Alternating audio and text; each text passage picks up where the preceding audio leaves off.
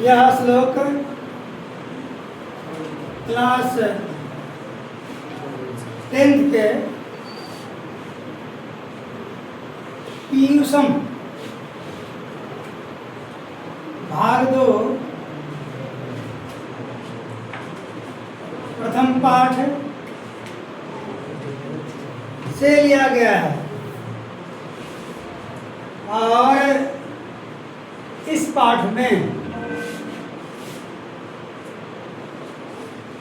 ईशवास्य उपनिषद से यह श्लोक लिया गया है और इस श्लोक के द्वारा लेखक महोदय क्या कहना चाहते हैं उसे हम लोग पढ़ेंगे। यह इस पुस्तक का प्रथम श्लोक है और इसका हम लोग अर्थ जानने का प्रयास करते हैं। यहाँ जितने भी शब्द हैं इन शब्दों का अलग अलग अर्थ पहले हमें जानना चाहिए, जिसमें पहला शब्द है हिरण्मयेन। हिरण्मयेन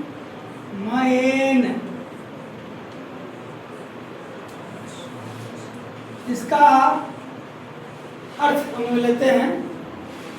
एक शब्द के अनेक अर्थ होते हैं। उन अर्थों में से हमें इस श्लोक के लिए कौन सा अर्थ सत्य होगा, उपयोगी होगा और इस श्लोक के हिसाब से इसे किस अर्थ के आधार पर लिया जा सकता है हमें जानना है। एक शब्द है हिरण्मयेन। एक शब्द इससे निकलेगा हिरण।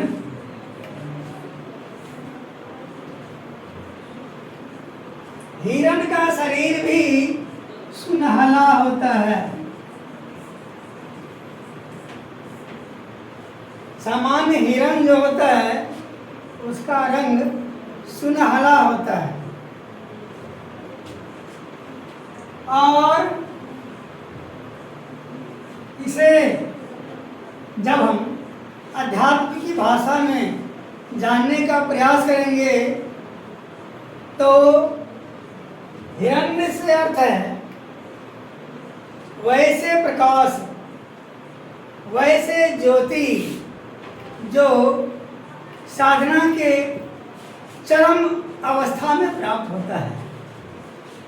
साधना के चरम अवस्था में सुनहले प्रकाश, ज्योतिर्मय प्रकाश, वह प्रकाश जो सुनहले रंग का हो, सुनहले रंग का प्रकाश, सुनहले रंग का प्रकाश, इसकी कल्पना हम लोग कर सकते हैं। परंतु जो सिद्ध पुरुष है, महात्मा है, उनका कहना है साधना के, मेडिटेशन के उच्चतम सीमा में जब लोग पहुंचता है तो सुनहले प्रकाश का दर्शन होता है और उसके बाद परमात्मा का साक्षात्कार होता है। कुछ इसी अर्थ में यहाँ हिरण्मयेन शब्द है। हिरण्मय, हिरण्मय सुनहले पात्र, हिरण्मयेन माने सुनहले और सुनहला प्रकाश, सुनहला रंग, हिरण्मयेन शब्द से हम अर्थ यहाँ लेंगे। दूसरा शब्द है पात्रेन। दूसरा शब्द है पात्रेन, मतलब होता है पात्र से।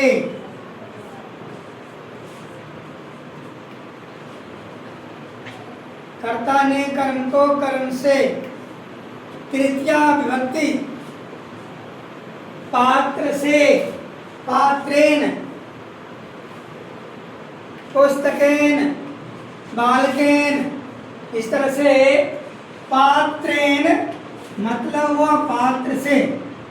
इसका सामान्य अर्थ पात्र से।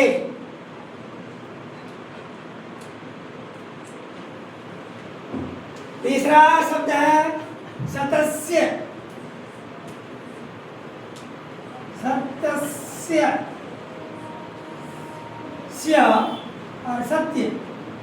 स्य का अर्थ का से होता है, बालकस्य, बालक का, देवस्य, देवता का।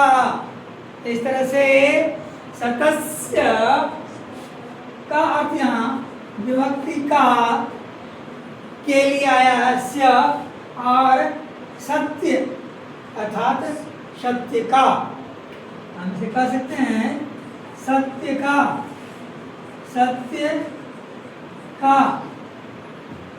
और सत्य मतलब यहाँ परमात्मा भी होता है। सत्य परमात्मा है और कोई सत्य नहीं है, इसलिए यहाँ सत्य शब्द परमात्मा के लिए बोध होता है। और जहाँ तक सत्य की बात है, सत्य सिर्फ परमात्मा ही है और कोई भी चीज संसार में सत्य नहीं है। जैसा कि शंकराचार्य महोदय ने बताया था, ब्रह्म सत्यम जगत मिथ्या, संसार झूठा है और एक ब्रह्म ही सत्य है। ब्रह्म के अलावा, परमात्मा के अलावा, भगवान के अलावा कोई सत्य नहीं है। संसार में जो भी वस्तु देखते हैं और नहीं भी देखते हैं, वह असत्य माना गया है। इस आधार पर कि जितने भी वस्तुएं हैं, जितने भी जीव हैं, उन्हें एक दिन समाप्त हो जाना है और प्रकृति के 5 तत्वों में विलीन हो जाना है। इसलिए इसको सत्य नहीं माना गया है। परंतु हम दुनिया में इसे सत्य नहीं मान करके परेशानी महसूस ना करें, इसलिए यदि इसको ऐसा कहा जाए कि ब्रह्म सत्यम जगत अपि सत्यम आपेक्षिकम, तो हमारी आशा बन जाती है कि जब तक हम लोग जिंदा है तो एक आपेक्षिक सत्य के साथ जीते हुए, रहते हुए संसार में हम अपने आप को अस्थायित्व प्रदान कर सकते हैं। जो कुछ भी हो, सत्य मतलब परमात्मा, सत्य परमात्मा का ही रूप है, सत्य परमात्मा का ही पर्याय है।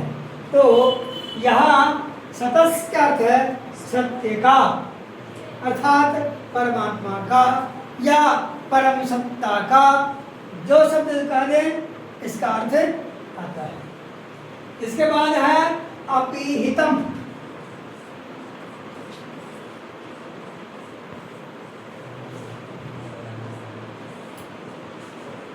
अपिहितम का अर्थ हुआ ढका होना।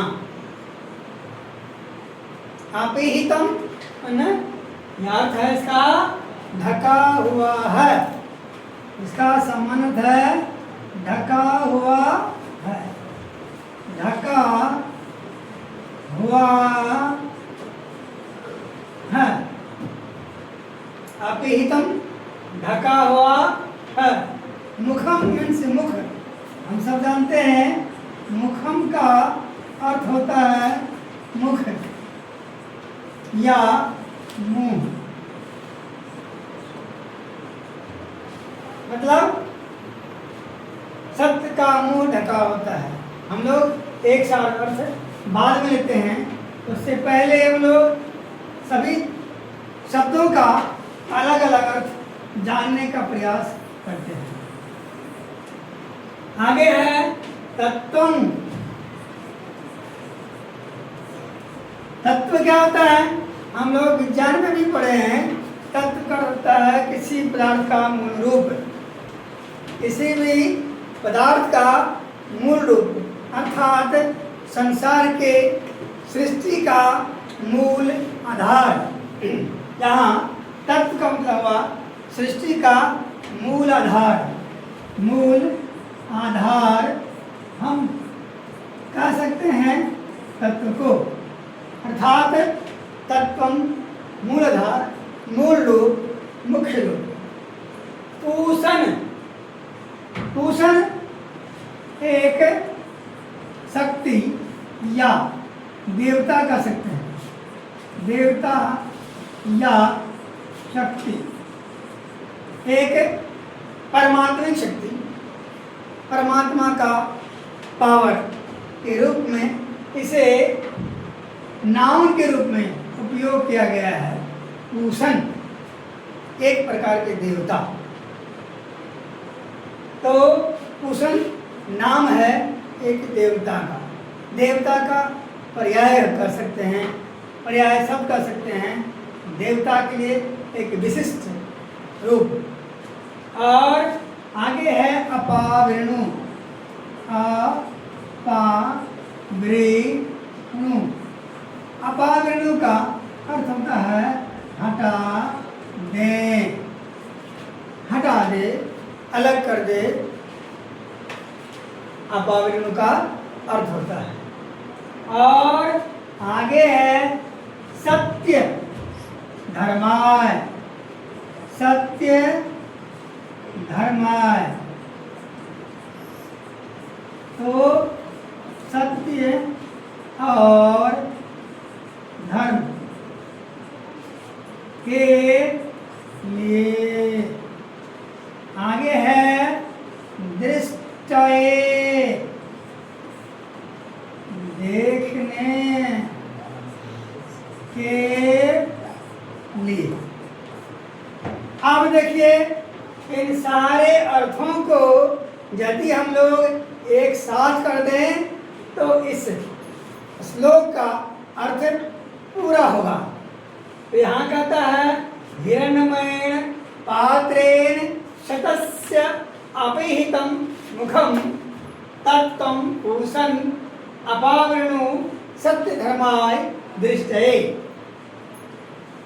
श्लोक का यदि हम एक साथ अर्थ लेना का प्रयास करें तो अर्थ होगा हिरण्मय पात्रेण, हिरण्मय पात्र से सत्य का मुख ढका हुआ है।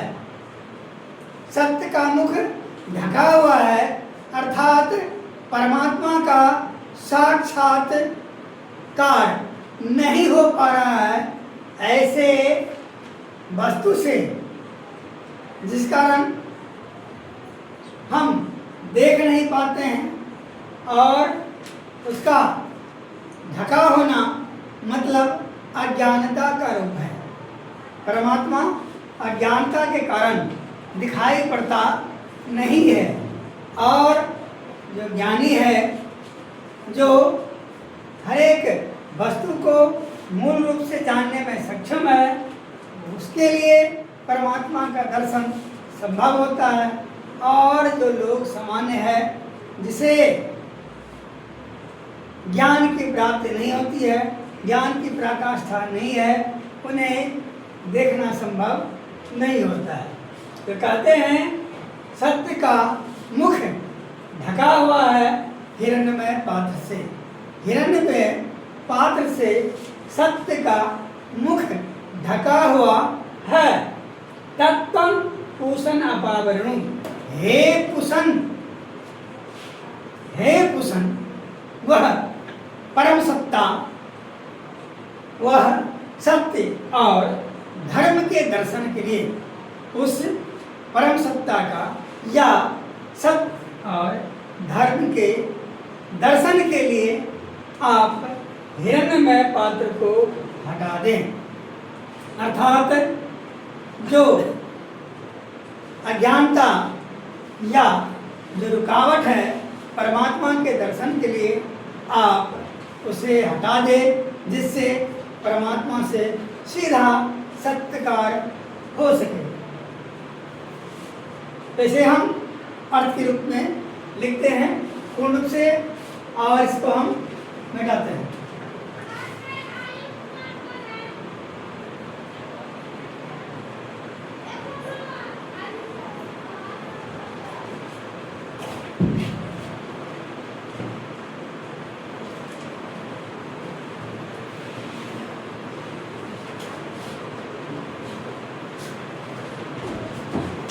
अर्थ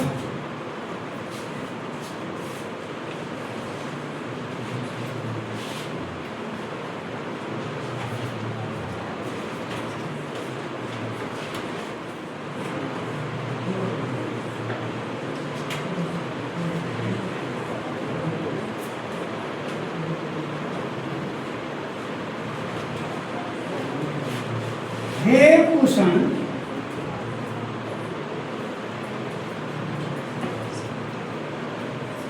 उस परम तत्व और सत्य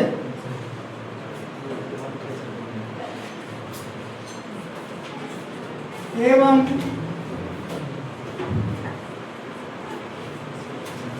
धर्म के दर्शन के लिए